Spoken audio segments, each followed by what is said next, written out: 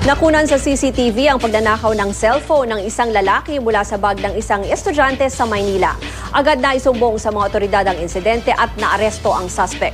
May news to go si Katrina Son. Sa CCTV footage na ito nakuha noong February 27 ng hapon. Kitang-kita ang dalawang estudyanteng naglalakad sa Taft Avenue na papasok sa kanilang universidad.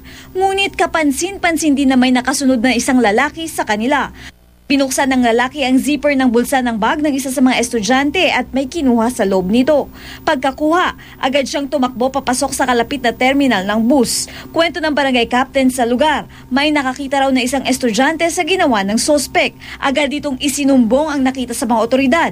Kaya sa loob ng 15 minuto, nahuli agad ang sospek na nakilalang si Christian Lopez. Nahuli yung mga gwardiya.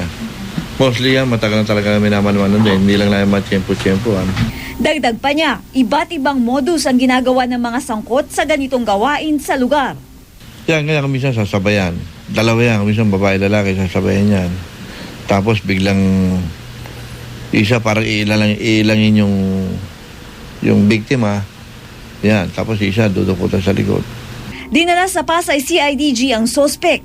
Laking pasasalamat daw ng menor de edad na biktima at naibalik ang cellphone na nakuha sa kanya. Paalala naman ng mga otoridad. Advice namin, mostly wag ilalagay yung backpack sa likod. Kailangan lagay sa unahan. Kasi ganun lahat ang reklamo, puro ganun lang nakikita namin sa mga playback namin dyan, na sa likod na kinukunan palagi ng gamit. Katrina Son, GMA News.